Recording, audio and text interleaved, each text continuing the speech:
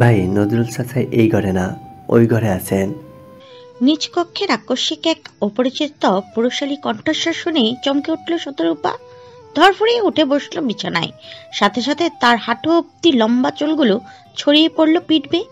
হাতে পরিহিত কাচের চুড়িগুলো বেজে উঠল রিঞ্ঝিনিয়ে। শরীরে জড়ানো শাড়ির আঁচলটাও গড়িয়ে পড়ল খাট পেয়ে নিচে মেঝেতে। মেয়েটি আজ সেজেছিল। লাল শাড়িতে নিজেকে উপন্যাসের প্রধান চরিত্র রূপে সাজিয়েছিল। অতঃপর হুমায়ুন আহমেদের বিখ্যাত উপন্যাসের বই অপেক্ষা নিয়ে পড়ছিল নিজ কক্ষের বিছানাতে শুয়ে, যে বইটি এখনো তার বালিশের উপর খোলা অবস্থায় পড়ে আছে। কক্ষের দক্ষিণের খোলা জানালা থেকে আসা মৃদু বাতাসে একটা দুটো করে তার পাতা উল্টে যাচ্ছে। কিন্তু এই সময় কে এলো এই ঘরে? কোনো অপরিচিত পুরুষের তো এখানে আসার কথা নয়। শতরূপা তাকালো দরজার দিকে। দেখা পেল দুই যুবকের। একজন একটু হ্যাংলা পাতলা চটপটে, দৃষ্টির আঁকেবাঁকে যার প্রাণবন্ততা খেলা করছে, আর অন্যজন কেমন খড়খড়ে, মুখশ্রী জুড়ে তার গাম্ভীর্যতা বিদ্যমান, গাঢ় চোখের দৃষ্টি। শতরূপা কেঁপে উঠল তার চোখের দিকে তাকিয়ে। এ কাকে দেখছে সে? এই পুরুষকে তো সে চিনে। সে কেন, পুরো গ্রামের মানুষই চিনে। গ্রামের মাতব্বরের একমাত্র সুপুত্র আফতাব উৎসর ইনি। বদমেজাজি, রকচটা, মারপিট, বেয়াদবি সব ক্ষেত্রে এর বিশাল নাম ডাক। শুধু নাম ডাক নেই নারী সঙ্গে। অবশ্য তা থাকবেও কিভাবে? নারীরা একে দেখলেই যে ভয় পালায়। উৎস সুদর্শন বেশ, শ্যামবর্ণা গায়ের রং, বেশি বহুল পুরুষালী শরীর, গালে ঘন চাপদারির স্থান, লম্বাটাও মানানসই। সব মিলে দারুণ এক পুরুষ সে, যে কোনো নারী প্রথম দর্শনেই কুপকাত হবে অবধারিত। কিন্তু তার পরবর্তী ব্যবহার দর্শনে নাক মুখ কুচকে পালিয়ে যাবে, তাও যেন নির্ধারিত। শতরূপা উৎসকে তেমন ভালোভাবে চিনে না, কখনো সামনাসামনি ভালোভাবে দেখেও নি।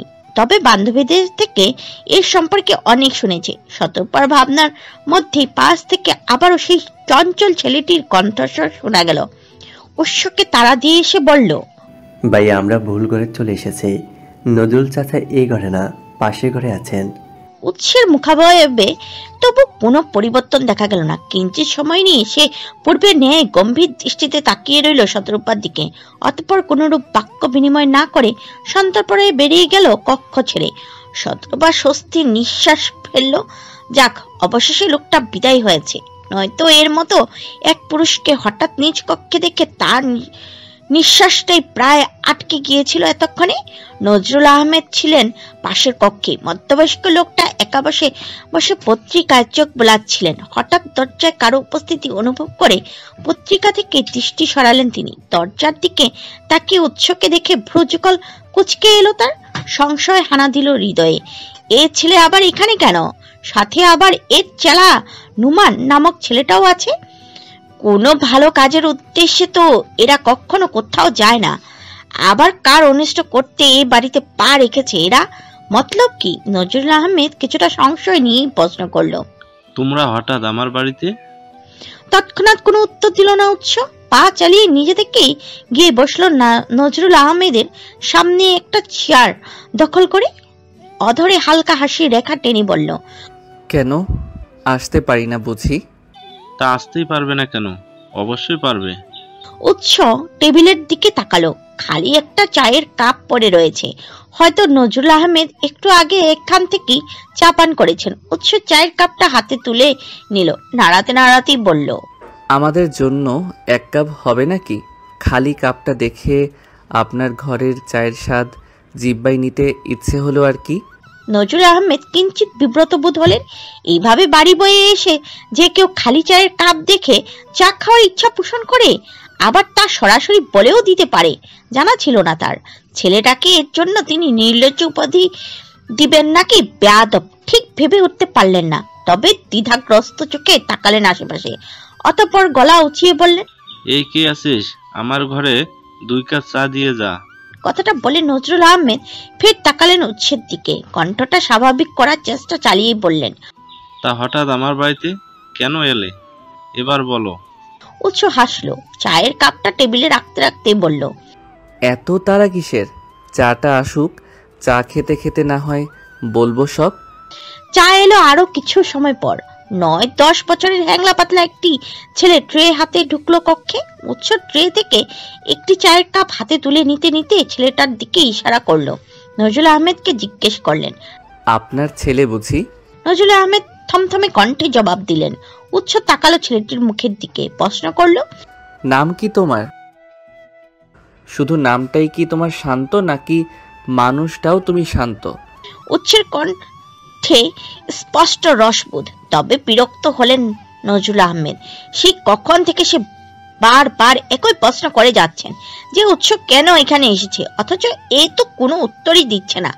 যত ধরনের অযাচিত কথাবার্তা বলে যাচ্ছে, কাজের কথা কিচ্ছুই বলছে না। নজরুল আহমেদ এবার একটু রেগে গেলেন, রুক্ষ স্বরে বললেন, তুমি এই বাড়িতে কেন এসেছো?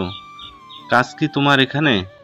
উৎস বোধহয় ধরতে পারলো নজরুল আহমেদের রাগটা। চায়ের কাপে চুমুক দিতে দিতে এসে বলল, আপনি বোধহয় উত্তেজিত হয়ে যাচ্ছেন। এই বয়সে শরীরের জন্য এতটা উত্তেজনা ভালো নয়। থামলো সে, একটু সময় নিয়ে আবার বলল, যাই হোক, অনেক আজে বাজে কথা বলেছি, এবার কাজের কথায় আসি। উত্তরে হাইওয়ের ধারে আপনার একটা জমি আছে না? ওটা আমার চাই। নজরুল আহমেদ আগেই আন্দাজ করেছিলেন বিষয়টা, তবে এবার নিশ্চিন্ত হলেন। কয়েকদিন ধরেই এই জমি নিয়ে উৎসের খোঁজ খবর কানে আসছিল তার। তখন ততটা পাত্তা না দিলেও আজ উৎসকে হঠাৎ এই বাড়িতে দেখে হৃদয়ে সন্দেহ জন্মেছিল। তার জন্যই এতক্ষণ বারে বারে সে এক প্রশ্ন করে যাচ্ছিলেন। অবশেষে উৎস কথাটা বলেছে, তবে ওই জমি যে নজরুল আহমেদ কাউকে দিবেন না। বাপ দাদার কিছু আছে বলতে ওইটুকু জমি, আর এই বাড়িটা তাও যদি দিয়ে দেয় তখন তো পথে বসতে হবে। ছেলে মেয়েদের জন্য অবশিষ্ট কিছুই থাকবে না। এককালে নজরুল আহমেদদের সব ছিল বড় বাড়ি, বিঘায় বিঘায় জমি, পুকুর ভর্তি মাছ, গোয়াল ভরা গরু। জমিদার বংশের ছেলে তিনি, কিন্তু কালের বিবর্তনে সেই সবই হারিয়ে গেছে, শুধু পড়ে রয়েছে এইটুকু জমি। নজরুল আহমেদ দীর্ঘশ্বাস ফেললেন, উৎসের দিকে তাকিয়ে বললেন, তোমার চাই বললেই তো হবে না। আমি ওই জমি কাউকে দেব না। আমি এমনি এমনি ওই জমি নেব না। বিনিময়ে আপনাকে মোটা অঙ্কের টাকা দেওয়া হবে, যা দ্বারা আপনি আপনার জীবন বসে বসেই খেয়ে যেতে পারবেন। আমার টাকার প্রয়োজন নেই। বাপ দাদার স্মৃতি বলতে আছে এইটুকুই, সেতুটুকু আমি কাউকে দিতে পারবো না। স্মৃতি বাঁচিয়ে কি করবেন যদি না খেতে পেয়ে মরেন? নজরুল আহমেদ তেতে গেলেন, ক্রোধ নিয়ে বললেন, আমি মরি নাকি বাঁচি তা নিয়ে তোমাকে ভাবতে হবে না। আমি ওই জমি কাউকে দেব না, মানে দেব না। কিন্তু আমার যে ওই জমিটাই চাই। কেন? মাতাব্বর ছেলে তুমি, তোমাদের তো জমি জমার অভাব নেই, তারপরও আমার ওইটুকু জমির দিকে তোমাদের নজর কেন? ওইটুকু নিয়ে কি করবে? জমি জমার অভাব নেই ঠিক, তবে পরিকল্পনা মাফিক জমির অভাব। একটা কারখানা করতে চাইছিলাম। গ্রামের ভিতরের দিকে করলে দেখা যাবে কারখানার ইঞ্জিনের শব্দে, বর্জ্য পদার্থে গ্রামের মানুষদের অসুবিধা হচ্ছে। তাই অনেক খুঁজে আপনার জমিটাই পছন্দ হয়েছে। গ্রামের বাইরে হাইওয়ের কাছে জমিটা, গ্রামবাসীদের অসুবিধা হওয়ার সুযোগ নেই। কিন্তু আমি ওই জমিটা দেব না। নজরুল আহমেদের কণ্ঠে দৃঢ়তা, কপালে ভাঁজ পড়ল উৎসের। থমথমে কণ্ঠে সে জিজ্ঞেস করলো, এটাই আপনার শেষ কথা? হ্যাঁ। কিন্তু নজরুল চাচা। পাশ থেকে এতক্ষণে মুখ খুলল নুমান, বলতে চাইল কিছু একটা, তবে মাঝ পথে উৎসের দৃষ্টির দাপটে দমে গেল সে, আর বলল না কিছু। উৎস উঠে দাঁড়ালো, শান্ত স্বরেই বলল, তবুও ভেবে দেখবেন আমার প্রস্তাবটা। আমি আপনার উত্তরের অপেক্ষায় রইলাম। প্রত্যুত্তরে নজরুল আহমেদ বললেন না আর কিছু। নুমানকে নিয়ে উৎসব বেরিয়ে গেল কক্ষ থেকে। এসে আব্বার দাঁড়ালো শতরূপার কক্ষের সামনে। নজর ঘুরিয়ে দেখলো দরজাটা। হঠাৎ চোখে পড়লো দুটো নূপুর পরিহিত ফর্সা পা সরে গেল আড়ালে। উৎসের ঠোঁটের কুড়ে হাসি দেখা মিলল। শান্ত স্বরে সে শুধালো, মেয়েটিকে? নুমান মাথা চুলকালো, ভাবুক ভঙ্গিতে বলল, নজরুল চাচার মেয়ে বোধ হয়। নাম কি? বয়স কত? নুমান কিছু একটা অবাক হলো। উৎসকে কখনো সে কোনো মেয়ের বিষয়ে খোঁজ নিতে শুনেনি, আজই প্রথম। ভিতরে ভিতরে কৌতূহল অনুভব করলো নুমান, তবে সাহস করে কোনো প্রশ্ন করতে পারলো না। শুধু এইটুকু বলল, ঠিক জানি না ভাই, তবে খোঁজ নিয়ে আপনাকে জানাবো। উচ্চ মাথা নাড়ল। শেষ একবার শতরূপার কক্ষের দিকে চোখ বুলিয়ে পা বাড়ালো সামনে। আলিশান একখানা বাড়ি, বেশ অনেকটা জায়গা জুড়ে এর অবস্থান। বাড়িটির প্রতিটি অংশে যে আভিজাত্যের ছোঁয়া বিদ্যমান, দেখে মনে হয় বেশ শখ করে তৈরি করা হয়েছে বাড়িটি। বাড়ির সামনে আবার উজ্জ্বল করে খোদাই করা হয়েছে সুখদ্বীপ নামটি। সুখদ্বীপে এখন রাতের খাবারের তৎপরতা চলছে। বাড়ির সকল পুরুষেরা দখল করেছে খাবার টেবিলকে, আর নারীরা দৌড়ে ঝাঁপিয়ে তাদের খাবার পরিবেশনে ব্যস্ত হয়ে উঠেছে। টেবিলের একদম মধ্যভাগে রাজকীয় একটি চেয়ারে বসেছে বাড়ির প্রধান কর্তা আকরাম মির্জা। মধ্যবয়স্ক লোকটি বয়সের ভারে চমকায় ভাঁজ পড়তে শুরু করেছে। মাথার মধ্যভাগের চুলগুলো উঠে গিয়ে টাক পড়েছে ইতিমধ্যে, তবে চোখে মুখে তার গাম্ভীর্যতা।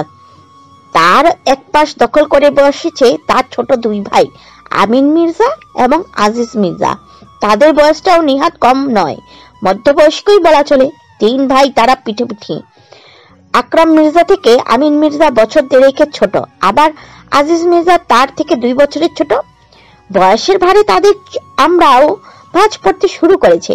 মাথার মধ্যভাগে চুল উঠে গেছে অনেকটাই, তবে এই বাড়িতে সকল ক্ষেত্রে আকরাম মির্জাই সর্বসেবা। তার মতামতে সব থেকে বেশি গুরুত্ব বহন করে। আকরাম মির্জার অন্য পাশে বসেছে ছেলে উৎস, আমিন মির্জার ছেলে ফাহাদ এবং নুমান, আর আজিজ মির্জার একমাত্র ছেলে রিজবি। সবাই যে যার মতো করে নীরবে খাচ্ছিল, তবে স্বল্প সময়ের ব্যবধানে এই নীরবতার অবসান ঘটালেন আকরাম মির্জা। থমথমে কণ্ঠে উৎসকে বললেন, শুনলাম তুমি নাকি আজ নজরুলদের বাড়িতে গিয়েছিলে? উৎস খেতে খেতে জবাব দিল, কেন গিয়েছিলে? আমার প্রয়োজন ছিল তাই। উৎসের রসহীন জবাব। আকরাম মির্জার মেজাজ কিছুটা তেতে গেল। রুক্ষ কণ্ঠে তিনি বললেন, তুমি কি সিদ্ধান্ত নিয়েই ফেলেছো কারখানাটা করবে? আমাদের এতগুলো কারখানার ব্যবসা থাকতে তোমার আবার নতুন করে তাও এই গ্রামে কারখানা করার কি দরকার? আমি এখনো বলছি, এইভাবে বনে বাজারে ঘুরে না বেরিয়ে, বেহুদা কাজ না জড়িয়ে বাড়ির ব্যবসার কাজে যোগ দাও। এইটুকু বলে থামলেন আকরাম মির্জা। ফাহাদের দিকে একবার দৃষ্টি বুলিয়ে ফের বললেন, ফাহাদকে দেখেছো? ও তোমার সমবয়সী, অথচ জীবনে কতটা এগিয়ে গেছে। পড়াশোনা শেষ করে তোমার মতো এসব বেহুদা কাজে নিজেকে জড়ায়নি, সোজা বাড়ির ব্যবসায় যোগ দিয়েছে। ওকে দেখে তোমার কিছু শেখা উচিত। গর্বে ফাহাদের বুকটা যেন ফুটে উঠল। উৎস একবার চেয়ে দেখলো তাকে, অতঃপর আবার খাওয়ার মনোনিবেশ করলো। নির্লিপ্ত ভঙ্গিতে জবাব দিল, ওর থেকে শিখে আমার পোষাবে না। তাহলে কার থেকে শিখে পোষাবে তোমার? নিজের থেকে। দিন দিন তুমি বেয়াদব হয়ে যাচ্ছ উৎস। ভুল বললেন, দিন দিন হচ্ছি না, বরং বলুন জন্মগত বেয়াদব আমি। আকরাম মির্জা ক্রোধে ফুসফুস ধ্বনি তুললেন, চিপিয়ে বললেন, এই প্রাক্তন গ্রামের মধ্যে একটা কারখানা তুলে তুমি ঠিক কি করতে চাচ্ছ? কি হবে তা দিয়ে? গ্রামের গরিব মানুষের কর্মসংস্থানের সৃষ্টি হবে। তাতে তোমার লাভ? সবকিছু কি আর লাভ ক্ষতির হিসেবে হয়? কিছু কিছু কাজ নিজের শান্তির জন্যেও হয়। ও আপনাদের মতো শান্তি বিনষ্টকারী জনগণ বুঝবে না। আপনারা তো আবার না নিজেরা শান্তিতে থাকেন, আর না অন্যকে শান্তিতে থাকতে দেন। উৎসব! আকরাম মির্জা ধমকে উঠলেন, তবে উৎস পাত্তা দিল না, বরং নির্লিপ্ত ভঙ্গিতেই বলল, আহ বাবা, খাবার সময় এভাবে ধমকাতে হয় না, এতে খাবার গিলতে অসুবিধা হয় আমার। ক্রোধে মস্তিষ্কটা যেন জ্বলে উঠল আকরাম মির্জার, তবে তিনি বললেন না আর কিছু। অবশ্য কি বা বলবেন এই বেয়াদব ছেলেকে? দিন দিন যেন এই ছেলের সাহস চূড়ান্তে পৌঁছে যাচ্ছে। যে আকরাম মির্জার এক হাঁকে পুরো গ্রামের লোক কাঁপে, সেই আকরাম মির্জাকে তার ছেলেই মূল্য দেয় না, কথা শুনে না। আকরাম মির্জা সবার সাথে পারলেও কখনো উৎসের সাথে পেরে ওঠে না। তারই তো ছেলে, একই রক্ত বইছে দুজনের শরীরে। চারদিকটা কৃষ্ণাভ আধারে ছেয়ে, তবে রাত্রি খুব বেশি নয়। ঘড়ির কাঁটায় টিক টিক শব্দ ধ্বনি তুলে জানান দিচ্ছে কেবল 10টা। উৎস নিজের কক্ষে বসে ল্যাপটপে কিছু একটা করছিল। পরনে তার ঢেলা ঢালা একখানা টি শার্ট আর ট্রাউজার, তখনই দরজায় টোকা পড়লো। পরপর ভেসে এলো নুমানের কণ্ঠস্বর। ভাই আসবো? উৎস ল্যাপটপে দৃষ্টি রেখে জবাব দিল, আয়। অনুমতি পেয়ে নুমান ভিতরে এলো, একটু ইতস্তত করে বলল, ভাই মেয়েটির খোঁজ নিয়েছে, নজরুল চাচার মেয়ে, সে নাম শতরূপা। ল্যাপটপে হাত থেমে গেল উৎসের, আনমনে মুখ থেকে বেরিয়ে এলো, রূপা। এক মুহূর্ত সময় বেগ করে আবার নিজের কাজে হাত চালালো সে। শান্ত কণ্ঠে জিজ্ঞেস করলো, বয়স কত? নুমান মাথা চুলকালো, একটু ভেবে জবাব দিল, এবারে এইচএসসি দিয়েছে, 18 বছর হবে হয়তো। উৎসের ঠোঁটের কোণে অদ্ভুত এক টুকরো হাসির দেখা মিলল। একটু সময় নিয়ে কিছু একটা ভাবলো সে, অতঃপর নুমানকে বলল, আচ্ছা তুই এখন যা, তাহলে গিয়ে নিজের কাজ কর। নুমান দ্বিরুক্তি করলো না। উৎসের আদেশ পেয়ে নিঃশব্দে কক্ষ ছেড়ে বেরিয়ে গেল বাইরে। শীতের দিন, চারদিক শুষ্কতায় ছেয়ে আছে।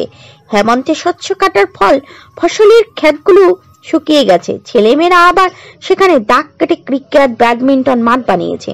বিকাল হলেই সে মাঠে খেলার আসন জমে। কেউ কেউ খেলতে আসে, আর কেউ কেউ আসে খেলা উপভোগ করতে। শতরূপা একটু মাদুর পেতে বসেছিল বাড়ির উঠোনে। বেশ পুরনো বাড়িটা তাদের, সেই জমিদার আমলের। তারপর আর ভেঙে নতুন করে তৈরি করা হয়নি, শুধু মাঝে অল্প স্বল্প মেরামত করা হয়েছে। এই যা, বাড়ির চারদিক থেকে দেয়াল তোলা, তাও সেই পুরনো আমলের। শ্বেতলা পরে রং পাল্টে গেছে অনেকটাই, কিছু কিছু স্থান আবার ভেঙে গেছে। দেওয়ালের আশেপাশে এবং উপরের দিকে রাজত্ব করেছে ছোট ছোট শৈবালেরা। একদিকে একটা বটগাছও মাথা চাড়া দিয়ে উঠেছে। তবে এই বাড়ির মূল ফটকে সৌন্দর্য বিলিয়ে সগৌরবে দাঁড়িয়ে রয়েছে একখানা বাগান বিলাস গাছ। বয়সের ভারে তার বাকল পরিপুষ্ট হয়ে উঠলেও এখনো ফুল দেওয়া কমেনি। মস্তক জুড়ে গোলাপি রঙা ফুল ফুটিয়ে দাঁড়িয়ে রয়েছে সে। শতরূপার পাশে বসে আছেন তার দাদি জোহরা খাতুন। বিদ্যা নারীটি বয়সের ভারে চামড়া কুচকে গেছে একদম। মাথার চুলগুলো সব শুভ্র রং ধারণ করেছে। মুখের মধ্যে শক্ত দাঁতের অস্তিত্ব নেই একটা, তবু মারি দিয়ে মুখ নাড়িয়ে নাড়িয়ে পান চিবোচ্ছেন। এর মধ্যে কোথা থেকে ছুটে এলো শান্ত। শতরূপার হাত টেনে বলল, ওই মাঠের ধারে ছেলেমেয়েরা ক্রিকেট খেলছে বাবু, চল না ঘুরে আসি। শতরূপা তৎক্ষণাৎ হাত ছাড়িয়ে নিল শান্তর থেকে, কপাল কুচকে বলল, তুই যা, আমি যাব না। আমি একা গেলে আবার বাবা বকবে, তুই চল না আমার সাথে। সৈকত, সজল, মিনু, রিমা সবাই ওরা খেলতে মাঠে এসেছে, আমিও ওদের সাথে খেলবো বাবু। শান্তর কণ্ঠে অনুনয়। জোহরা খাতুন পান চিবুতে চিবুতে বললেন।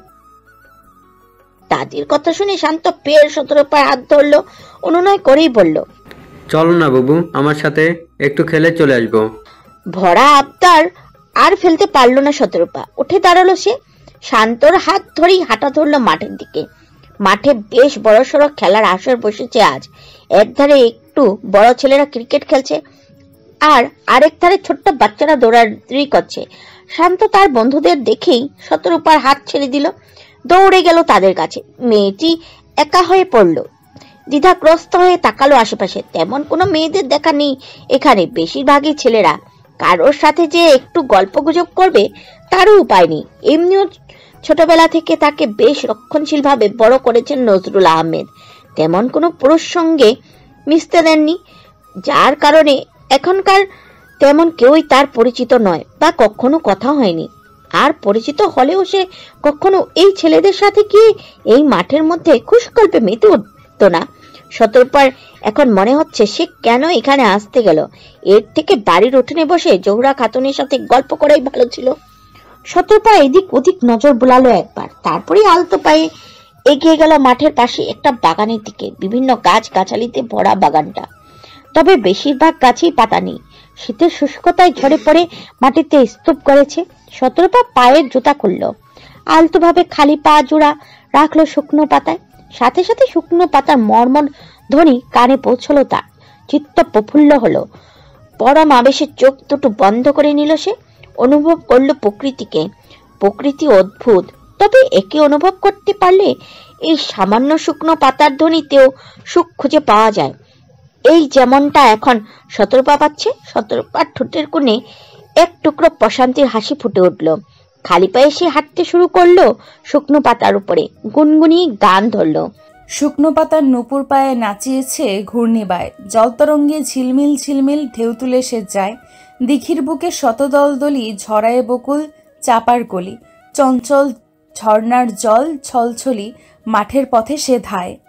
শতরূপার গুনগুনানোর মধ্যেই হঠাৎ ভেসে এলো শক্তপুক্ত পুরুষালী গম্ভীর এক কণ্ঠস্বর। এই মেয়ে, এখানে তুমি কি করছো? শতরূপার কণ্ঠ থেমে গেল। চমকে উঠে সে তাকালো পিছন ঘুরে। দর্শন মিলল গতকাল তার কক্ষে হানা দেওয়া সেই ভয়ঙ্কর পুরুষের। উৎস, এই পুরুষ এখানে কেন? শতরূপা পলক ঝাপটালো, তবে কোনো উত্তর দেওয়ার আগেই আবারও ভেসে এলো উৎসের গম্ভীর কণ্ঠস্বর। ফের সে বলল, এখানে একা একা কি করছো তুমি? কিছুটা ভীতিভাব হানা দিল শতরূপার হৃদয়ে। নিচু স্বরে সে জবাব দিল, ঘুরতে এসেছিলাম।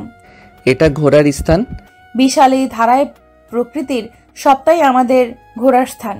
উত্তরটা কোনো মতে দিয়ে আর ওই স্থানে দাঁড়াতে চাইল না শতরূপা।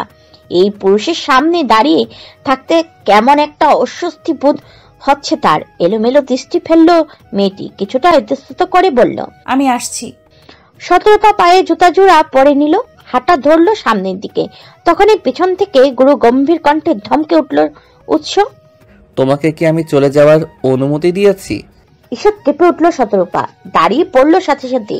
হৃদয়ে ভীতিভাব হানা দিল তার। এই ভয়ঙ্কর পুরুষ আবার তাকে দাঁড়াতে কেন বলল? কিছু বলবে কি নাকি কিছু করবে? শতরূপা আশেপাশে দৃষ্টি ঘোরালো। পুরো বাগান জুড়ে সে আর উৎস ব্যতীত আর কেউ নেই।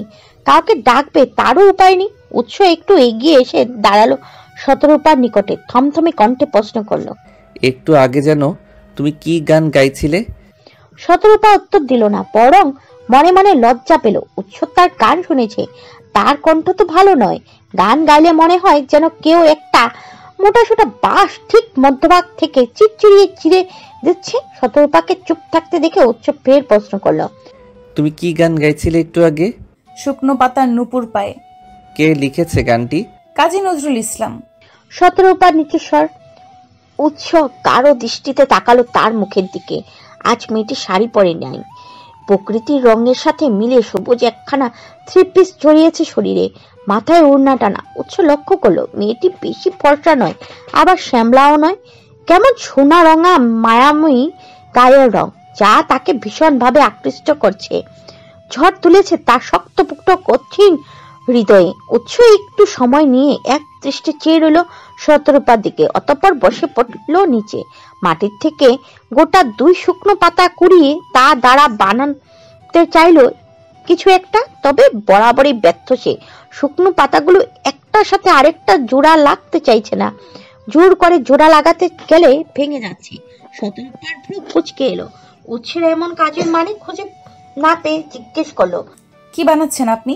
উৎস তৎক্ষণাৎ কোনো জবাব দিল না। আরো কিছুক্ষণ সময় নিয়ে চেষ্টা করলো শুকনো দুটো পাতাকে জোড়া লাগানোর। শেষে ব্যর্থ হয়ে বলল, কাজী নজরুল ইসলাম বোধহয় কখনো শুকনো পাতার নূপুর বানিয়ে দেখেননি। যদি দেখতেন তবে জানতেন শুকনো পাতায় জোড়া লাগে না। শুকনো পাতার নূপুর? তবে কি উৎস শুকনো পাতা দ্বারা নূপুর বানানোর চেষ্টা করছিল? কেমন কৌতূহল অনুভব করলো শতরূপা। সেও বসে পড়লো নিচে। দুটো শুকনো পাতা কুড়িয়ে ছোট্ট একটা ডালের সাহায্যে নূপুর আকৃতিতে কেটে দিল একটি অপরটির সাথে। অধরে হাসি রেখা টেনে বলল, এই দেখুন, জোড়া লেগে গেছে। উৎস দেখলো শুকনো পাতার নূপুরটা, তবে বিশেষ পছন্দ হলো না তার। সে নজর ঘোরালো আশেপাশে। অদূরেই ছোট লতানো একটি বনু গাছ চোখে পড়লো। গাছটির ভাঁজে ভাঁজে ছোট ছোট হলুদ রঙা ফুল ফুটেছে। উৎস উঠে গেল ওই গাছটির কাছে, ফুল সহ দুটো লতা ছিঁড়ে নিল। বিনুনির মতো করে তা পেঁচিয়ে এসে বসলো শতরূপার পায়ের কাছে। হকচকালো মেয়েটি তৎক্ষণাৎ সরে গেল 2 কদম পিছনে। উৎস ঠিক ভালো লাগলো না বিষয়টি। আদেশে সরেই বলল, পা সামনে আগাও। শতরূপা পা সামনে এগোলো না, আড়ষ্ট ভঙ্গিতে দাঁড়িয়ে রইল চুপ করে। ফুস করে একটা নিঃশ্বাস ছাড়লো উৎস। এবার নিজে এগিয়ে গেল মেয়েটির পায়ের কাছে। হাত বাড়িয়ে স্পর্শহীন ভাবে বিনুনি পাকানো লতাটা পরিয়ে দিল শতরূপার পায়ে। অধর কোণে মৃদু হাসির রেখা ফুটিয়ে বলল, বিবর্ণ শীতের বেলা শেষে শুকনো পাতার ছন্দে রঙিন ফুলের নূপুর সাজুক তোমার সোনা রঙা অঙ্গে। শতরূপা শিউরে উঠল। উৎসের কোনো স্পর্শ তার শরীরে না লাগলেও যেন মনে হলো এই পুরুষ তাকে ছুঁয়ে দিয়েছে। হৃদস্পন্দন গাঢ় হলো পূর্বের তুলনায়, হাঁসফাঁস করে উঠল ভিতরটা। এই প্রথম সে বাবা ভাই ব্যতীত অন্য পুরুষের সান্নিধ্যে এভাবে এসেছে। হয়তো খুব বেশি কাছে নয়, তবে শতরূপার জন্য কমও নয়। মেয়েটির ভয় হলো অপরিচিত পুরুষ, তার উপর ভয়ঙ্কর। যদি তাকে একা পেয়ে কিছু করে বসে। শতরূপা আর একাকী বাগানে উৎসের সাথে দাঁড়িয়ে থাকার মতো সাহস পেল না। কোনরূপ অনুমতি তোয়াক্কা না করে ছুটে পালালো।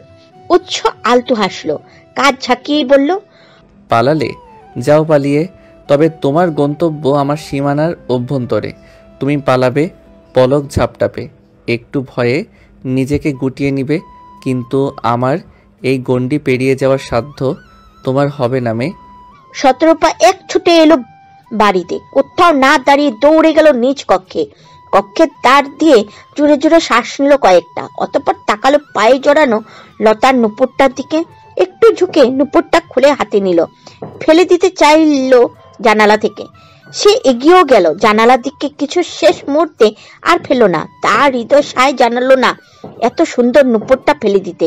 শতরূপা ফিরে এলো, পড়ার টেবিল থেকে একটা মোটা বই হাতে তুলে নিল, তার ভাঁজে সযত্নে রেখে দিল নুপুরটা। জ্যোৎস্না রাত, আকাশে গোল থালার নিয়ে রূপালী একখানা চাঁদ জেগেছে। মিষ্টি তার সৌন্দর্যে আলোকিত করেছে প্রকৃতিকে। শতরূপা নিজ কক্ষের টেবিলে বসে পড়ছিল। কোনো পাঠ্য বই নয়, উপন্যাসের বই। বুদ্ধদেব বসুর তিথিদৌড় বইটি। এইচএসসি পরীক্ষার পরবর্তীকালে পড়াশোনার তেমন চাপ নেই তার।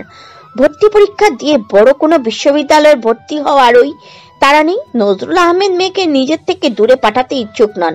তার ইচ্ছা পরীক্ষার ফলাফল বেরোলে এখানকারই কোনো এক কলেজে ভর্তি করে দিবেন। শতরূপা ও বাবার এই সিদ্ধান্তে কোনো রূপ প্রতিবাদ করেনি। এমনিতেও খুব একটা ভালো ছাত্রী সে নয়। তাছাড়া ছোটবেলা থেকে বাবা মায়ের কাছে একটু রক্ষণশীল ভাবেই বড় হয়েছে। সামনের দোকানে গেলেও বাবার সাথে গিয়েছেন, অথবা প্রয়োজনীয় জিনিসগুলো নিজে এনে দিয়েছেন। স্কুল কলেজে যাওয়ার ক্ষেত্রেও তিনি নিয়ে গেছেন, আবার নিয়ে এসেছেন। তাই বাহ্যিক দুনিয়া কিংবা শহরে হালচালের সাথে শতরূপার পরিচয় নগণ্য। তার উপর স্বভাবে প্রবাসী এবং নরম, তাই সেও বাবা মাকে ছেড়ে দূরে কোথাও যেতে চায় না। দূরে যেতে যে তার ভীষণ ভয়। শতরূপা তিথিদৌড় বইটা পড়তে পড়তে বাইরের দিকে তাকালো। খোলা জানালা থেকে রূপালী চাঁদটা স্পষ্ট রূপে ধরা দিল তার দৃষ্টিতে। মনে হলো যেন চারটা হাতছানি দিয়ে ডাকছে তাকে, কাছে যেতে বলছে। শতরূপার টেবিলে বইটি খোলা রেখে উঠে দাঁড়ালো, এগিয়ে গেল জানালার কাছে, তাকালো বাইরের দিকে। হঠাৎ কেন যেন মনে হলো একটা ছায়ামূর্তি সরে গেল তাদের বাড়ির বাইরের প্রাচীরের ধার ঘেঁষে। মেয়েটি ততটা পাত্তা দিল না ওই ছায়ামূর্তিটির দিকে। হবে হয়তো কোনো পথচারীর ছায়ামূর্তি। সে দৃষ্টি সরালো, তাকালো চাঁদের দিকে। রূপালী চাঁদটার কুটি কয়েক দাগ স্পষ্ট, তবুও তার সৌন্দর্যের বিন্দু পরিমাণ ভাটা পড়েনি, বরং আরো বেড়েছে। শতরূপা জানালার সাথে হেলান দিয়ে দাঁড়ালো, চাঁদের দিকে তাকিয়ে বিড়বিড়ালো, মানুষ কলঙ্ক বয়ে বেড়ায়, লজ্জা পায়, জীবন নাশে মরিয়া হয়, অথচ চাঁদ কি সুন্দর নিজের কলঙ্ক নিয়ে সৌন্দর্য ছড়ায়।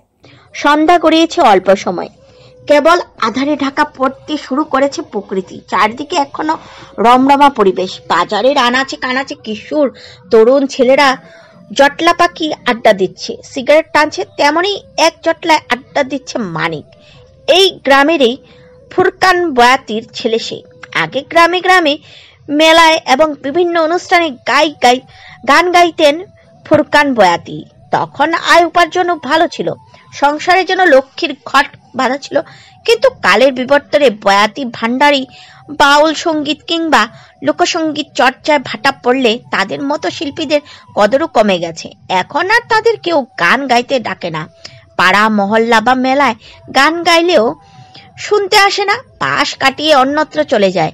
সেই সুবাদে ফুরকান বয়াতিরও উপার্জনও কমেছে, সাংসারিক কষ্ট বেড়েছে। কাজ নিয়েছে অন্যের জমিতে, তবে ছেলের পড়াশোনা বন্ধ করেননি।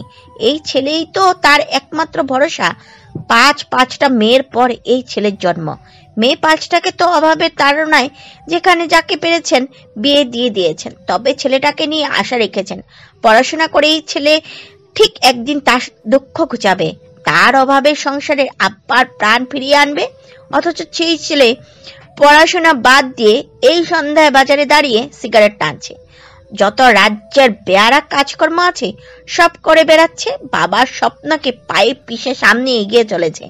ফুরকান বয়াতি সন্ধ্যায় ঘরে ফিরে যখনই ছেলেকে দেখলেন না, খুঁজতে খুঁজতে এলেন বাজারে। সামনে ছেলের এসএসসি, এই সময়েও যদি একটু পড়তে না বসে, বাজারে এসেই একটা চায়ের দোকানের পাশে খুঁজে পেলেন ছেলেকে। কিছুটা ক্রোধ নিয়ে সে এগিয়ে গেল মানিকের দিকে, গলা উঁচিয়ে বললেন, এই তোর পড়ালেখা নাই? পড়া রেখে আইছো বাজারে আড্ডা দিতে? কয়দিন পর পরীক্ষা, তুমি করতে চাওটা কি? খালি বৈশা বৈশা আমার টাকা নষ্ট করো। টাকাগুলা আয় কোথা দিয়া? অল্প বয়স, শরীরে টকবগে রক্তের দাপট। বাবার এই অল্প কথাতেই খেপে উঠলেন মানিক, চড়া গলায় জবাব দিল, তোমারে টেহা দিয়ে কয় বেটায়, মাসে কয় টেহা দাও তুমি আমারে? ওই 2-4 পয়সা দিয়া আবার খোটা দাও। ওই 2-4 পয়সা কামাই কইরা দেখা, 1 পয়সা তো কামাই করার মুরদ নাই। এখনো আমায় খাও, আমার পরো। সব সময় কথায় কথায় শুধু খাওয়ার খোটা। খাওয়ায় তো বড়ই ওই ভাত শাক, কখনো কোনো শখ পূরণ করতে পারে না, ভালো জামা কাপড় দিতে পারে না, আবার তা নিয়ে বড় বড় কথা। মানিক খেপে গেল আরো, কি বলল, খামু না তোর টেকা, যামু না তোর বাড়ি, এমনি যাও খাওয়াও, ওইয়া মানসে খায় না, আবার তা নিয়া রাত দিন খোটা। মানিকের কথা শেষ হতে না হতেই তার ডান গালে শক্তপুক্ত হাতের একটি জোরে সরে থাপ্পড় পড়লো। ছেলেটা ছিটকে পড়লো মাটিতে, হাতে সিগারেটটা পড়লো পাশে। চমকে উঠলো উপস্থিত সবাই, তাকিয়ে দেখলো উৎস দাঁড়িয়ে আছে, চোখে মুখে তার কাঠিন্যতা। মুহূর্তে চারদিক থেকে একটা ছোটখাটো জটলা পেকে গেল। উৎস গম্ভীর স্বরেই বলল, কি বললি তুই? আবার বলতো। মানিক গালে হাত দিয়ে উঠে দাঁড়ালো। উৎসের সামনে আর মুখ খোলার সাহস পেল না। এক থাপ্পড়ে গালটা যেন থেতলে গেছে, মাথাটা টনটন করে উঠছে। তখনই সেই পথ ধরে যাচ্ছিল শতরূপা এবং নজরুল আহমেদ। শতরূপার টুকটাক কিছু কেনাকাটা ছিল, তাই সন্ধ্যার পরে বাবার সাথে বাজারে এসেছিল। কিন্তু এখানে এসে ঝামেলা দেখে দাঁড়িয়ে পড়লো তারা। নজরুল আহমেদ তাকিয়ে দেখলেন উৎসকে। ঘটনা পুরোপুরি না জেনে ধারণা করে নিলেন সব দোষ হচ্ছে তার। ধারণা এই ছেলে যেখানে থাকবে সেখানেই ঝামেলা বাঁধবে। কপাল কুচকালেন তিনি, বিরক্তি নিয়ে বললেন, বিয়ারা ছেলে। বাবার পিছন থেকে শতরূপা উকি দিয়ে দেখলো উৎসকে। তার হৃদয় সায় জানালো এই কথায়, সত্যি এই পুরুষ বড় বেয়ারা। যদি তাই না হতো তবে কি রাস্তায় দাঁড়িয়ে এভাবে মারামারি করতে পারতো? নাক মুখ কুচকালো শতরূপা, বিড়বিড়িয়ে বলল, অভদ্র বেয়ারা পুরুষ মানুষ। রাতে খুব বেশি নয়। ঘড়ির কাঁটায় টিকটিক ধ্বনি তুলে জানান দিচ্ছে কেবল 9টা। চারদিকটা এখনো কৃত্রিম সোডিয়ামের আলোয় সুসজ্জিত। উৎসব বাড়ি ফিরল কেবল। 2 পকেটে হাত গুজে শীষ বাজাতে বাজাতে প্রবেশ করলো ভিতরে। বসার কক্ষে পা রাখতেই এক গম্ভীর পুরুষালী কণ্ঠ হানা এলো তার কানে, অবশেষে ফিরলে বাড়িতে? উৎসব থমকে দাঁড়ালো, দায়সারা ভাবে জবাব দিল, না ফিরে আর যাব কোথায়? অন্যত্র মাথা গোজার ঠাঁই তৈরি করার মতো সামর্থ্য হয়নি এখনো। সে সামর্থ্য হলে আর এ নরকে ফিরতাম না। আকরাম মির্জা ঠোঁট বাঁকালেন, তাচ্ছিল্যের স্বরেই বললেন, সারাদিন বনে বাজারে ঘুরে বেড়ালে আর বেয়ারা রোগী করে বেড়ালে যে সামর্থ্য আর পাবে কোথা থেকে? তাই তো বলি, এমন এসব বেয়ারা রোগী বাদ দিয়ে বাড়ির ব্যবসার কাজে যোগ দাও, জীবনে উন্নতি করতে পারবে।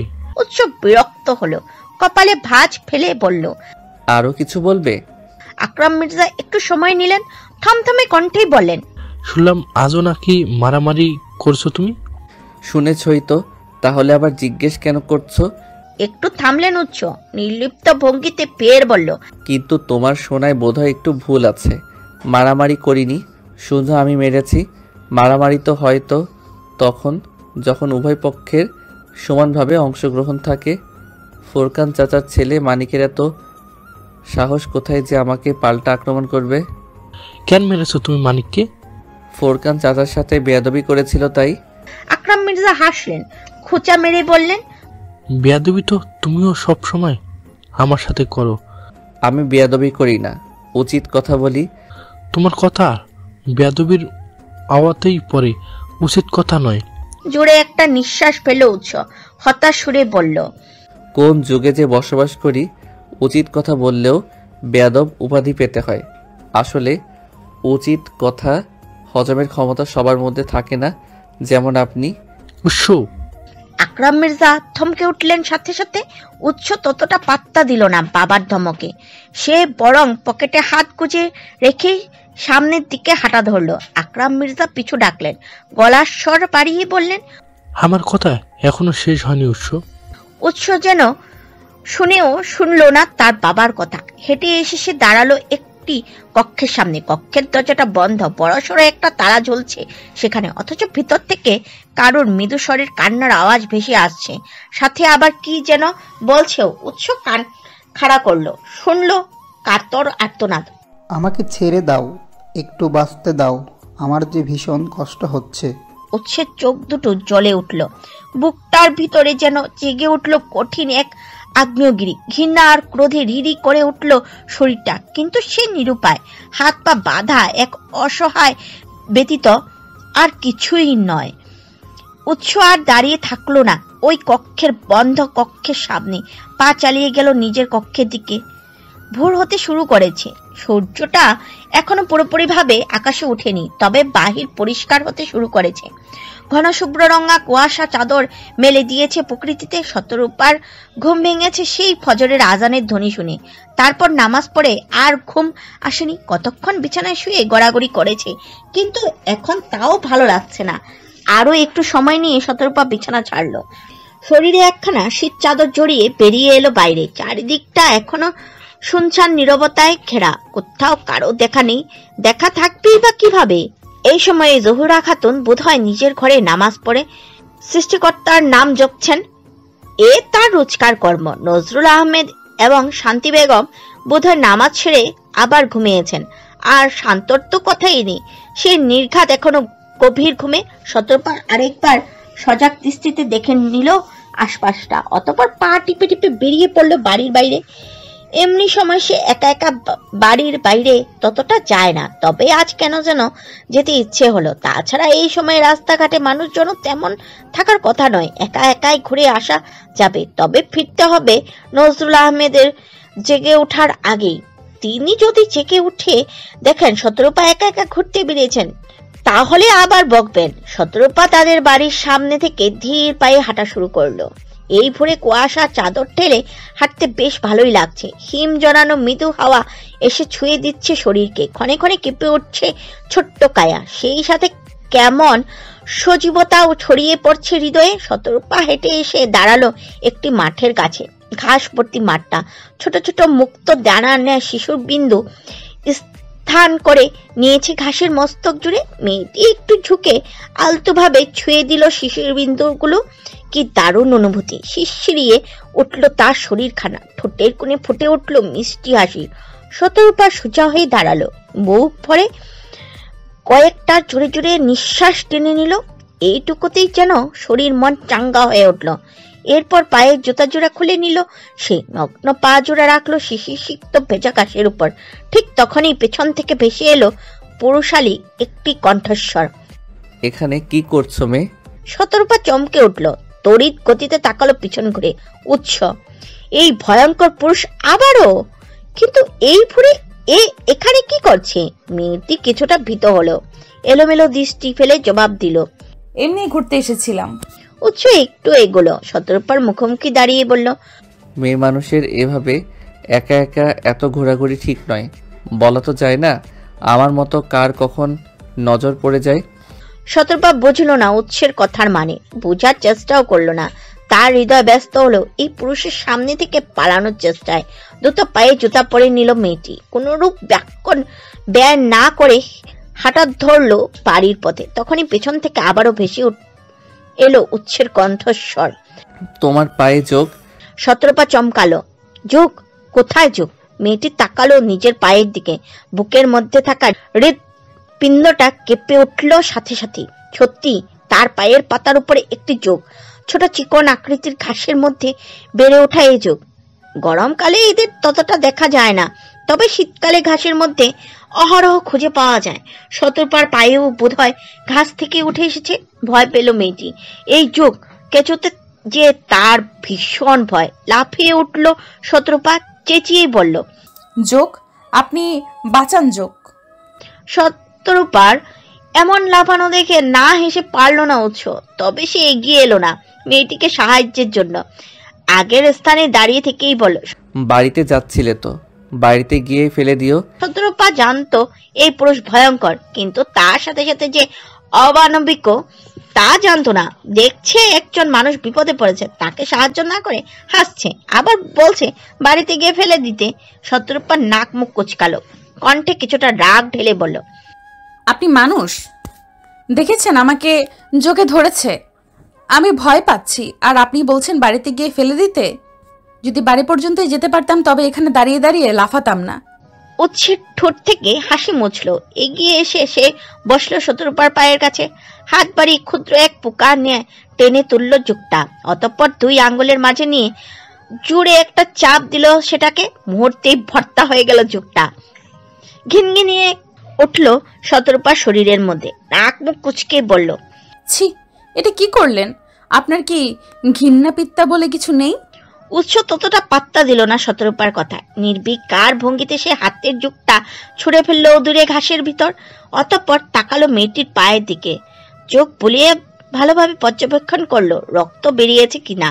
রক্তের কোনো অস্তিত্ব পেল না শতরূপার পায়ে। এমনকি যুগটা কোথায় ধরেছিল তাও চিহ্ন দেখা যাচ্ছে না। হয়তো কেবলই উঠেছিল পায়ে, আর ভালোভাবে কামড়ে ধরার আগে উৎস ছাড়িয়ে নিয়েছে। তবু উৎস আরেকবার পাটা দেখে উঠে দাঁড়ালো। থমথমে কণ্ঠে বলল, এভাবে একা একা বাইরে বেরোবে না। আজ যোগে ধরেছে, তাও আমি দেখেছি, তুমি দেখতে পাওনি। আমি না বলে দিলে হয়তো দেখতেও পেতে না। ওদিকে যোগ তোমার রক্ত খেয়ে পেট ফুলিয়ে চম্পট নিত। শতরূপার হৃদয়ে কৃতজ্ঞতার জন্ম নিল। এই লোক পেয়ারা হলেও একটু আটটু ভালো আছে। মেয়েটি দৃষ্টি নত করলো, শান্ত স্বরেই বলল, ধন্যবাদ আপনাকে। উৎস আশেপাশে চোখ ঘোরালো, হুট করেই বলল, খেজুরের রস খাবে? শতরূপা অবাক হলো, চোখ বড় করে প্রশ্ন করলো, কিভাবে আর পাবো কোথা থেকে? আমার সাথে এসো। উৎসব পিছন ঘুরে হাঁটা ধরলো। শতরূপাও তার পিছু নিল। একটু সময় নিয়ে তারা মাঠের অন্যদিকে একটা ছোট্ট রাস্তার ধারে এলো। মাটির তৈরি ছোটখাটো রাস্তাটির দুই ধার ঘেঁষে সারিবদ্ধভাবে খেজুর লাগানো। প্রতিটি গাছের গলার কাছে ঝুলছে এক একটা করে মাটির হাড়ি। শতরূপা অবাক হয়ে দেখলো গাছগুলো। এই পথে সে আগেও এসেছে। এই খেজুর গাছগুলো তার চেনা, কিন্তু ভোরে কুয়াশার মধ্যে গলায় হাড়ি বাঁধা অবস্থায় দেখা হয়নি। শতরূপা অবাক হয়েই বলল, কত খেজুরের গাছ এখানে, নিশ্চয়ই অনেক রস হয়। কাদের এগুলো? উৎস এগিয়ে গেল একটি খেজুর গাছের কাছে।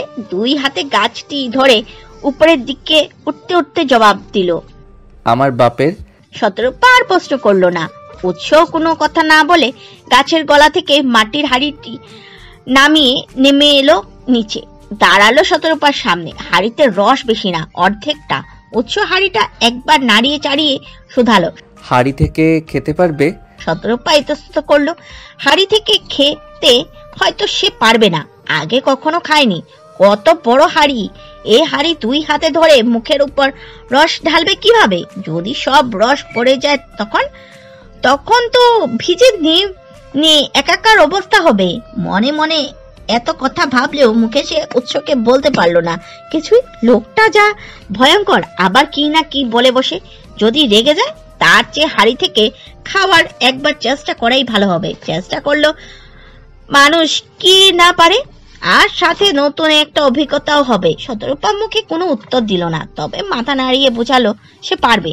উৎস সাথে সাথে তার হাতের রসের হাড়িটা এগিয়ে দিল মেয়েটির দিকে। শতরূপা দুই হাতে ধরলো সেটা।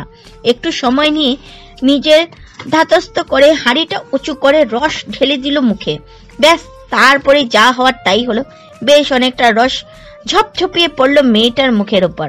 মুহূর্তে ভিজে পুরো একাকার অবস্থা, সাথে মুখের মধ্যে অতিরিক্ত রস পড়ায় কাশিও উঠে গেল। তড়িঘড়ি করে রস ফেলে দেওয়ার পরও সে কাশি থামছে না। উৎসব ব্যস্ত হয়ে শতরূপার হাত থেকে হাড়িটা কেড়ে নিল। ধমকে সুরেই বলল, যা পারো না তা করতে যাও কেন? ঈষৎ কেঁপে উঠল শতরূপা, সাথে লজ্জাও পেল ভীষণ। খেজুরের রস খেতে গিয়ে তা তারা গোসল সেরে উঠেছে।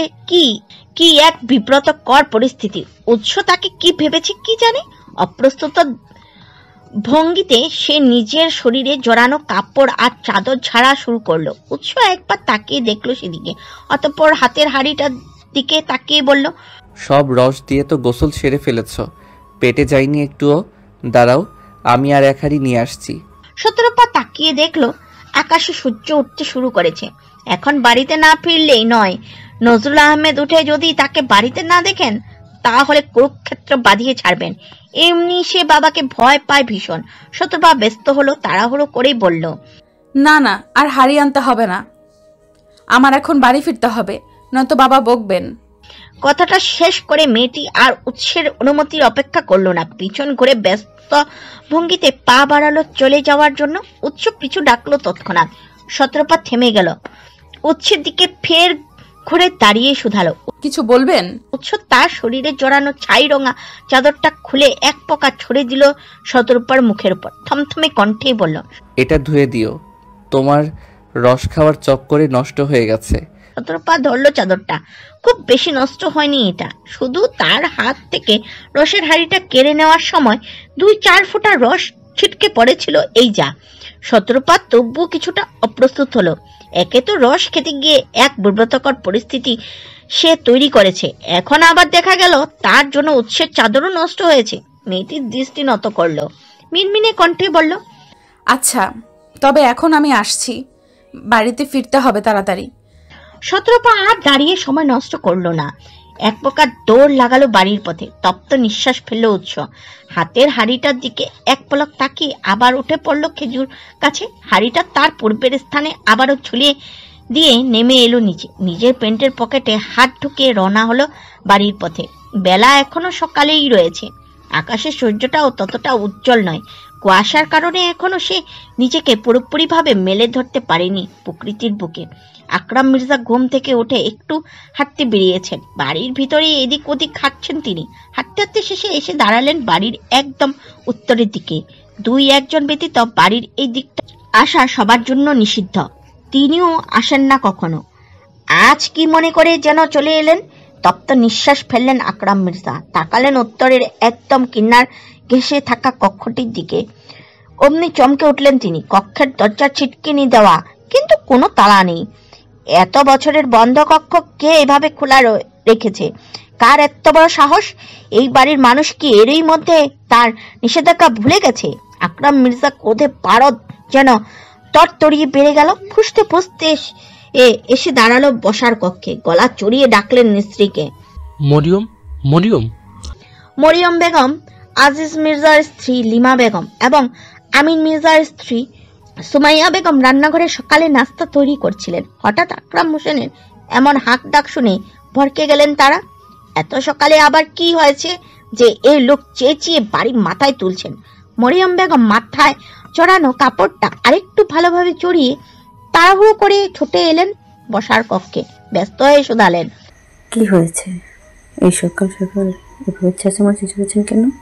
আকরাম মির্জা তাকালেন মরিয়ম বেগমের দিকে, রুক্ষ স্বরেই বললেন, চাচ্ছে কি সাদে উত্তরের ঘরের দরজা খোলা রেখেছে কি? ওই ঘরের দরজায় তালা নেই কেন? মরিয়ম বেগম চমকালেন। স্মরণে এলো এই কর্ম তারই। গত রাতে যখন তিনি ওই ঘরে খাবার দিতে গিয়েছিলেন তখন আকরাম মিয়া ডেকেছিলেন তাকে। স্বামীর ডাক শুনে তাড়াহুড়ো করে শুধু ছিটকিনি লাগিয়ে কক্ষ থেকে বেরিয়ে এসেছিলেন তিনি। ভেবেছিলেন পরে গিয়ে তালা লাগিয়ে আসবেন। পরে আর খেয়াল ছিল না। কিন্তু এই কথা স্বামীর সামনে স্বীকার করার সাহস হলো না তার। এমনি লোকটা রেগে আছেন, এই কথা শুনলে আরো রেগে যাবেন। মরিয়ম বেগম মাথা নিয়ে দিলেন, মিনমিনে স্বরে জবাব দিলেন, ছিটকিনি তো লাগানো ছিল, ও তো বাইরে বেরোতে পারেনি। কেন তুমি চেয়েছিলে ও বাইরে বেরুক? গর্বে একটা কলঙ্ক ধারণ করেও তোমার শান্তি হয়নি? বিশ্ববাসীর দরবারে উপস্থান করতে চাচ্ছিলে? গর্বের কলঙ্ক? হ্যাঁ, কলঙ্কই তো। এ সমাজের যে সে কলঙ্ক ব্যতীত আর কিছুই না। মরিয়ম বেগম হৃদয় ভারী হলো, চোখের কোল ঘেঁষে আবির্ভাব ঘটলো অশ্রুকণার। এর মধ্যে আকরাম হোসেনের চিৎকার শুনে বসার কক্ষে উপস্থিত হলো বাড়ির ছোট বড় সবাই। আকরাম মির্জা কিছুটা দমে গেলেন, আর বললেন না কিছু। বাড়ির ছোট সদস্যরা এখনো উত্তরের ওই ঘরের রহস্য সম্পর্কে অবগত নয়, আর আকরাম মির্জা চান না ওই ঘরের রহস্য সম্পর্কে কেউ জানুক।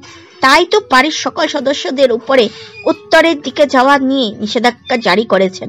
যারা ওই কক্ষ সম্পর্কে যারা জানে তাদেরকেও মুখ বন্ধ রাখা নিয়ে কড়াভাবে সতর্ক করেছেন। ব্যস্ত পরিবেশ, ব্যস্ত জনজীবন, রাতে আধারে চারদিকটা এক ভুতুরে পরিবেশে নিমজ্জিত থাকলেও দিনের আলোয় সে জন্মনে ব্যস্ত। এই যেমন রাতের আধার কাটতেই এখন চারদিকটি মুখরিত হয়ে উঠেছে জনমানবের কোলাহলে।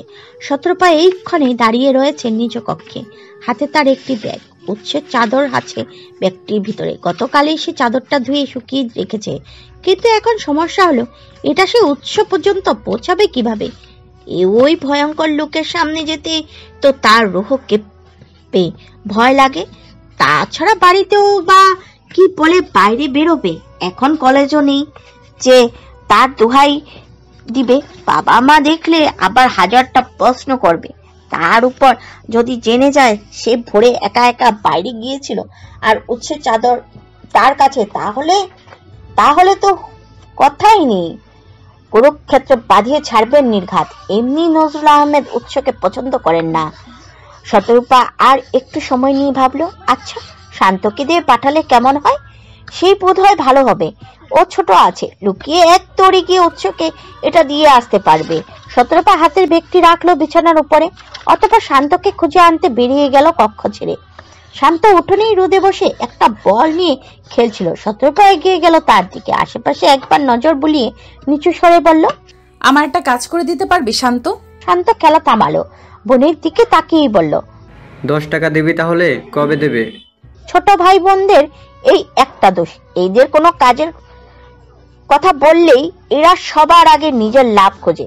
ঘুষ না দিয়ে এদের দ্বারা কোনো কাজ করানো প্রায় অসম্ভব। শান্ত ছোট হলে কি হয়েছে, নিজের এই লাভ ক্ষতির অঙ্কটা সে বুঝে নিয়েছে ইতিমধ্যেই।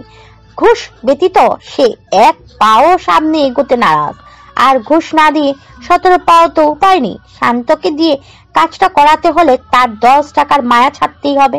কার চাদর আর কে টাকা দেয়? তপ্ত নিঃশ্বাস ফেললো শতরূপা, আর সময় না নিয়ে বলল, আচ্ছা দেব, আগে আমার কাজটা করে দে তুই। কি কাজ? আমার সাথে আয়। শতরূপা আবার ফিরে এলো কক্ষে, তার পিছু পিছু এলো শান্ত। বিছানার উপর থেকে চাদরের ব্যাগটা হাতে তুলে নিয়ে মেয়েটি তাকালো ভাইয়ের দিকে। প্রথমেই প্রশ্ন করলো, আগে বল তুই উৎস ভাইকে চিনিস তো? শান্ত সাথে সাথে মুখ বাঁকিয়ে জবাব দিল, তাকে কে চেনে না? আমাদের গ্রামের সবচেয়ে সাহসী সে, আমাদের বস উৎস ভাই। শতরূপা ভেঙচি কাটলো, ঠোঁট বাঁকিয়েই বলল, বস না ছাই, আস্ত একটা খবিশ লোক। উৎসকে খবিশ বলায় তেতে গেল শান্ত, আঙ্গুল তুলে বলল, একদম বাজে কথা বলবি না বাবু। উৎস ভাই অনেক ভালো মানুষ, দেখবি আমি বড় হয়ে উৎস ভাইয়ের মতো হব।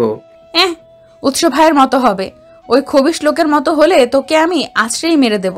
কণ্ঠে তোলা বাক্যের সমাপ্তি ঘটিয়ে শতরূপা হাতের ব্যাগটা ধরিয়ে দিল শান্তর হাতে, তারা দিয়েই বলল, অনেক কথা হয়েছে, এখন যা তো, এটা উৎস ভাইকে দিয়ে আসবি।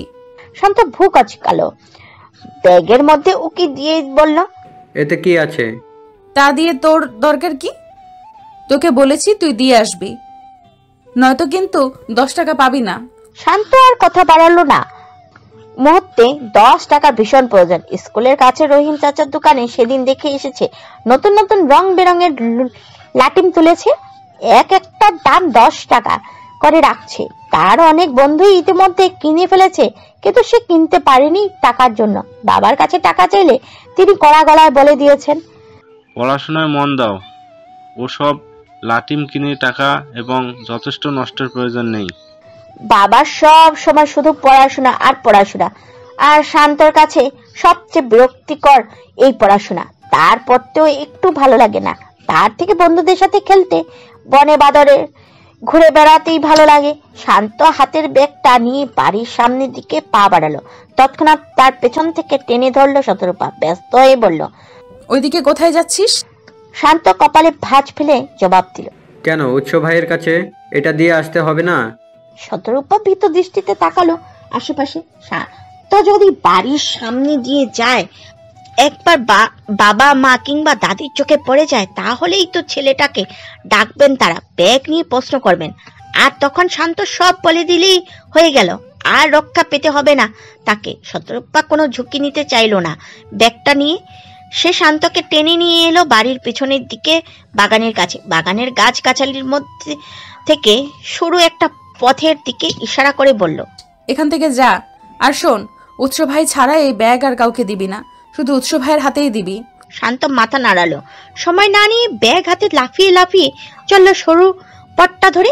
শতরূপাদের বাড়ির কাছেই একটা মাঠে বসে নুমান সহ কিছু তরুণ ছেলে পেলেদের নিয়ে আড্ডা দিচ্ছিল উৎস। সারাদিন আড্ডাবাজি ছাড়া তার আর কাজ কি? রসায়ন নিয়ে মাস্টার্সের পাঠ চুকিয়েছে গত বছর, তারপর চাকরি বাকরির জন্য চেষ্টা করেননি। অন্যের অধীনে চাকরি করা তার জন্য পোষাবে না। বাড়ির ব্যবসার কাজে দিকে কখনো ফিরে তাকায় না, ওটা তার জন্য নয়, তার চিন্তা ভাবনা অন্য কিছু। কিন্তু তাও এখন পেরে উঠছে না নজরুল আহমেদের জন্য।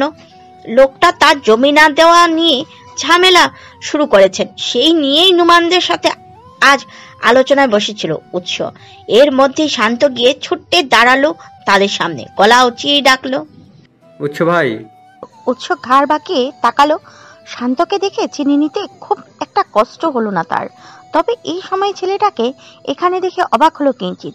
আটটা ছেড়ে উঠে এসে দাঁড়ালো তার মুখোমুখি, নরম স্বরে জিজ্ঞেস করলো, তুমি এখানে?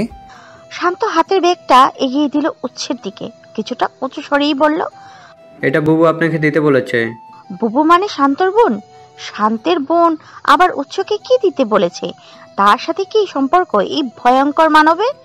উৎসের মতো রাগ চটা বদমেজাজি ভয়ঙ্কর মানুষের সাথে এর আগে কোনো নারী সংক্রান্ত কিছু শুনেনি তো কেউ, এমনকি কখনো কোনো নারীর সাথে ভালোভাবে কথাও বলতে দেখেননি।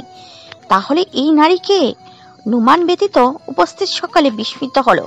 হুমড়ি খেয়ে পড়লো উৎস আর শান্তর কথোপকথন শোনার উদ্দেশ্যে। পিছনে গন্ডগোল টের পেয়ে উৎস তৎক্ষণাৎ ঘুরে তাকালো।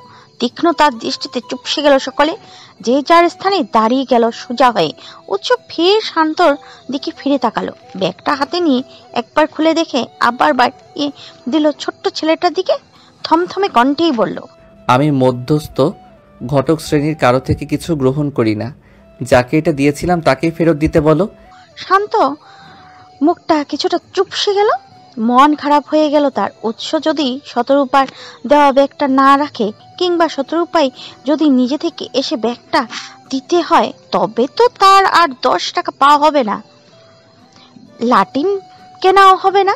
শান্ত ব্যাগটা ধরলো না, আমতা আমতা করেই বলল, বুবু আসতে পারবে না ভাই, আপনি এখনই এটা রেখে দিন। উৎসের ভ্রুযুগল কুঁচকে এলো, কপালে ভাঁজ ফেলে শুধালো, কেন, তোমার বুবুর পায়ে কি হয়েছে যে আসতে পারবে না? কিছু হয়নি। তাহলে আসতে পারবে না কেন? শান্ত এলোমেলো দৃষ্টি ফেললো, জিভের অগ্রভাগ দ্বারা উষ্ঠ ভিজিয়ে জবাব দিল, আসলে বুবু বলেছে আপনার কাছে এই ব্যাগটা পৌঁছে দিলে আমাকে 10 টাকা দেবে, কিন্তু আপনি যদি ব্যাগটাই না রাখেন তাহলে তো টাকা দিতে চাইবে না। উৎস কপাল টান টান করলো, ভারী কণ্ঠে প্রশ্ন করলো, 10 টাকা দিয়ে তুমি কি করবে? লাটিম কিনবো। স্কুলের ধারে রহিম চাচার দোকানে রং বেরঙের লাটিম তুলেছে, এক একটার 10 টাকা করে দাম। উৎস শান্তর দিকে দৃষ্টি নিবদ্ধ রেখেই ডাকলো নুমানকে, আদেশে সুরেই বলল, শান্তকে নিয়ে রহিম চাচার দোকানে যাবি, ওর যতগুলো লাটিম লাগে কিনে দিবি, আর সাথে যা যা খেতে চাইবে পেট পুড়ে খাওয়াবি। আজ প্রথম ও এলো আমার কাছে, তাও বোনের অনুচর হয়ে, ওর এইটুকু পুরস্কার প্রাপ্য। নুমান মাথা নাড়ালো, শান্তর দিকে দৃষ্টি দিয়ে বলল, এসো আমার সাথে। শান্তর চোখ মুখ উজ্জ্বল হয়ে উঠল, আনন্দে আত্মহারা হয়ে উঠল মন প্রাণ। এখানে সে এসেছিল মাত্র 10 টাকার লোভে, যা দ্বারা সে একটি লাটিম কিনবে ভেবেছিল।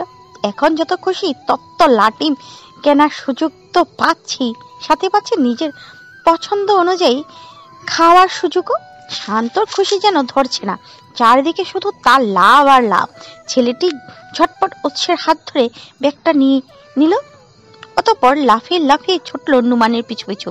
নুমান আর শান্ত চলে যেতেই কুচুর কুচুর ফুসুর ফুসুর শুরু হলো বাকিদের মধ্যে। উৎসের সাথে উপস্থিত থাকা তরুণদের মধ্যে রাজু নামক একজন হাত উঁচিয়ে গুতু মারল আবিদ নামক অন্য একজনের বাহুতে। সাথে হতবাক সরেই বলল, কেসটা কি হলো? আবিদ মাথা চুলকে জবাব দিল, পাশ থেকে অন্য আরেকজন লিমন বলল, নাকটা কেমন রহস্য রহস্য গন্ধ পাচ্ছে। তাহলে তোর নাকটা দেখছি কেটে দিতে হয়। লিমনের কথা শেষ হতেই রাশভারী কণ্ঠে কথাটা বলে উঠল উৎস। সাথে সাথে থেমে গেল সকলে। উৎস এগিয়ে এসে দাঁড়ালো লিমনের মুখোমুখি। হুমকি স্বরেই বলল, কি দেব নাকি তোর নাকটা কেটে? লিমন আটকে উঠল। তৎক্ষণাৎ তার ডান হাতটা তুলে চেপে নাকটা। উৎস যা ভয়ঙ্কর পুরুষ, মায়া দয়া বলতে তো কিছুই নেই, তাতে তার নাক কেটে দিতেও পারে। এমনি চেহারার এই স্ত্রী কোনো মেয়ে পাত্তা দেয় না। তারপর যদি আবার নাক না থাকে তাহলে তো কথাই নেই। এই জীবনে আর বিয়ে করে মরতে হবে না। ভীত হলো বেচারার হৃদয়। নাকে হাত রেখেই বলল, থাকার মধ্যে সম্পদ হিসেবে আছেই কোনো মেয়ের পাত্তা না দেওয়া এই চেহারা আর ঢেঁড়সাকৃতির দেহটা। তার মধ্যেও আপনি যদি আবার নাকটা কেটে নেন তাহলে তো ভাই ভিক্ষে করে মেয়ে খুঁজে পাবো না। আল্লাহর দোহাই লাগে ভাই, আমার নাকের দিকে তাকাবেন না। অন্তত পক্ষে বিয়ে করে মরার জন্য হলেও এই নাকটা আমার জরুরি। উৎস এবার তীক্ষ্ণ দৃষ্টিতে তাকালো লিমনের দিকে। ফের আগের স্থানে বসতে বসতে বলল, আবার আলোচনায় ফেরা যাক। 17 পা এখনো দাঁড়িয়ে রয়েছে বাড়ির পেছনের দিকে বাগানের কাছে। অধৈর্য হয়ে তাকাচ্ছে আশেপাশে। শান্ত সেই কখন গেল, এখনো আসছে না কেন? যাবে আর ব্যাগটা দিয়ে চলে আসবে, তাতে এতক্ষণ তো লাগার কথা নয়। শান্ত আদৌ গিয়েছে তো, নাকি আবার পথিমধ্যে ব্যাগ রেখে বন্ধুদের সাথে খেলা শুরু করেছে? বাচ্চা মানুষ, তার দ্বারা সবই সম্ভব। ক্ষণে ক্ষণে নানান চিন্তা ভাবনা হানা দিচ্ছে 17 পার মনে। অস্থির হয়ে উঠেছে সে। মেয়েটির এবার আর নিজের অস্থিরতা দমাতে না পেরে নিজেই হাঁটা ধরলো বাগানের মধ্যকার সরু পট্টা ধরে। তবে কিছুটা পথ যেতেই দেখা পেল শান্তর। একটা ললিপপ চুষতে চুষতে হেলে দুলে এগিয়ে আসছে তার দিকে। 17 পা খেয়াল করলো তার দেওয়া ব্যাগটি এখনো শান্তর হাতেই রয়ে গেছে। তবে কি সে ব্যাগটা উৎস পর্যন্ত পৌঁছাতে পারেনি, নাকি সে ব্যাগ না দিয়েই চলে এসেছে? 17 পা ফুল কুচকে এগিয়ে গেল শান্তর দিকে। ব্যাগটা টেনে নিল তার হাত থেকে। ব্যাগের ভিতরটা দেখতে দেখতেই বলল, এ কি, ব্যাগটা তুই উৎস ভাইকে দিসনি? শান্ত ললিপপ চুষতে চুষতেই জবাব দিল, উৎস ভাই রাখেনি, বলেছে তোকে গিয়ে দিয়ে আসতে। 17 পা ভুল কুচকালো, কপালে ভাঁজ ফেলে শুধালো, তুই তো নিজেই গিয়েছিলি, তারপর আবার আমাকে কেন? আমি কি জানি? সে বলেছে সে নাকি মধ্যস্থ কোনো ঘটকের কাছ থেকে কিছু নেয় না, তাই তোকে দিয়ে আসতে বলেছে। বিরক্তিতে কপাল কুচকে এলো 17 পার। এ কোন ঝামেলা পড়লো সে? চাদরে একটু রস লেগে গিয়েছিল, ধুয়ে দিতে বলেছে, সে ধুয়েও দিয়েছে। এখন ভদ্র ছেলের মতো তা নিবে তা না, একটা নাটক শুরু করেছে। সেই যদি নিজে গিয়ে চাদরটা দিয়ে আসতে পারতো তাহলে অবশ্যই শান্তকে পাঠাতো না। একে ওই লোককে চরম ভয় পায় 17 পা। এদিকে বাবা মায়ের চোখে ফাঁকি দিয়ে বাড়ি থেকে বের হওয়াও দুষ্কর। তাদের সামনে পড়লে হাজারটা প্রশ্ন তো করবে, সাথে উৎসের চাদর তার কাছে জানলে আবার আরেক ঝামেলা। কোন কুক্ষণে সে যে সেদিন ভোরে বেরোতে গিয়েছিল কে জানে, তারপর না হয় বেরিয়েছিল, কিন্তু উৎসকে দেখেই দ্রুত বাড়ি ফিরে আসা উচিত ছিল। তার সাথে রস খেতে যাওয়া একদম ঠিক হয়নি। 17 পার এখন নিজের উপর নিজেরই রাগ লাগছে। কেন সে যেতে গিয়েছিল উৎসের সাথে? এত রসের লোভ কেন তার? সেদিন যদি রস না খেতে যেত তাহলে আজ এই মুসিবতে পড়তে হতো না। কিন্তু এখন করারও তো কিচ্ছু নেই। এই চাদরটাও তো ফেরত দিতে হবে, নয়তো উৎস যা ভয়ঙ্কর মানুষ দেখা যাবে। চাদর নিতে তাদের বাড়িতে হানা দিয়েছে, তখন আবার আরেক ঝামেলা। কিন্তু এখন মৎস্য হলো বাবা মায়ের চোখকে ফাঁকি দিয়ে 17 পা বাড়ি থেকে বেরোবে কিভাবে, আর উৎসের সাথেও বা দেখা করবে কিভাবে? আচ্ছা, সেদিন ভোরের মতো গেলে কেমন হয়? এই শীতে অত ভোরে নজরুল আহমেদ বা শান্তি বেগম কেউ এই উঠোন না, সেদিনও ওঠেননি। সুতরাং ওই সময়টাতেই 17 পার তাদের চোখের পড়ার সম্ভাবনা খুবই কম। হ্যাঁ, তাই বরং করা যাক। সেদিনের মতো ভোরের দিকে বেরিয়ে উৎসের সাথে দেখা করে চাদরটা দিয়ে আসা যাক। কিন্তু এই দেখা করার সংবাদটা আগে উৎসের কাছে পৌঁছাতে হবে। সে সেদিন এসেছিল বলে কালও যে আসবে তেমন তো নয়। 17 পা তাকালো ভাইয়ের দিকে, সময় না নিয়েই বলল, তুই আবার একটু উৎস ভাইয়ের কাছে যা তো, গিয়ে বলবি। 17 পার পুরো কথা শেষ হবার আগেই শান্ত বলে উঠল, কেবল এসেছি, আমি আর কোথাও যেতে পারবো না, তুই যা। 20 টাকা দেব, শান্তর মুখ উজ্জ্বল হয়ে উঠল। একটু আগে লাটিম পেল, পেট পুড়ে খেলো, এখন আবার 20 টাকা। তার ভাগ্যে তো দেখা যাচ্ছে আজ সবুজ বাতি জ্বলেও গেছে। আহা, জীবনটা যদি এভাবেই চলতো প্রতিদিন। শান্ত আর দ্বিরুক্তি করলো না, রাজি হয়ে গেল শতরূপার কথায়। চটপটে স্বরেই বলল, কি বলতে হবে উচ্চ ভাইকে, তাড়াতাড়ি বল, আমি এক্ষুনি গিয়ে বলে আসছি। শতরূপা আশেপাশে একবার নজর বুলালো, কণ্ঠটা একটু স্বাভাবিক করেই বলল, গিয়ে বলবি আমি কাল ভোরে মাঠের কাছে আসব, তিনিও যেন সেখানে আসেন। শান্ত মাথা ঝাঁকালো, ললিপপটা মুখে পুড়ে পিছন ঘুরে আবারও ছুট লাগালো উৎসদের দিকে। উৎসব বসেছিল আগের স্থানে, এখনো তাদের আলোচনা শেষ হয়নি। মূলত গ্রামের বেকার ছেলেদের নিয়ে কারখানাটা শুরু করতে চাইছে সে। গ্রামের এমনি কর্মস্থানের বড় অভাব দেখা যায়, বেশিরভাগ মানুষই জীবিকার তাগিদে ছুটতে হয় শহরে। এমন পরিস্থিতিতে গ্রামে এই কারখানাটা করতে পারলে একটা কর্মস্থানেরও সৃষ্টি হবে, আবার বেকারত্বও হ্রাস পাবে। এই জন্য সে একটি এনজিওর সাথে কথা বলেছে। তারা জানিয়েছে কারখানার বিষয়ে যতটা সাহায্য করার তারা করবে। উৎস কারখানার বিষয়ে আকরাম মির্জার কোনো সাহায্য নিবে না করেও এখানে অবশ্য তার একটি মুখ্য ভূমিকা রয়েছে, কারণ তার নাম ডাক এবং প্রভাব প্রতিপত্তির জন্যই এনজিওটা এতটা সাহায্য করতে রাজি হয়েছে। নয়তো হুট করে একটা কারখানা করার মতো এত অর্থ দিতে কোনো এনজিওই রাজি হতো না। তবে এই মূল চিন্তা হলো কারখানাটা হবে কি নিয়ে, কোন ক্ষেত্র নিয়ে কারখানা করলে অধিক লাভবান হওয়া যাবে। উৎসদের আলোচনার মধ্যেই শান্ত ছুটে এলো, দূর থেকেই ডেকে উঠল, উচ্চ ভাই।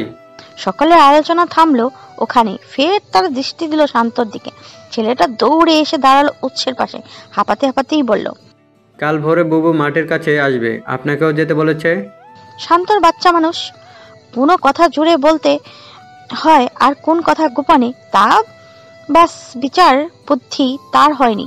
আর শতরূপাও তো জানা ছিল না এখানে এত মানুষ, তাহলে সে বলে দিত কথাগুলো উৎসকে গোপনে বলার জন্য। বাচ্চা ছেলেটা একটু জোরেই বলে ফেলেছে কথাগুলো, ফলস্বরূপে শুনে নিয়েছে সবাই, এবং তার এই আকস্মিক কথা বিস্ফোরণ ঘটিয়েছে উপস্থিত সকলের মধ্যে। আগে থেকেই তো সন্দেহ ছিল, এখন সেই সন্দেহ আরো গাঢ় রূপ নিয়েছে।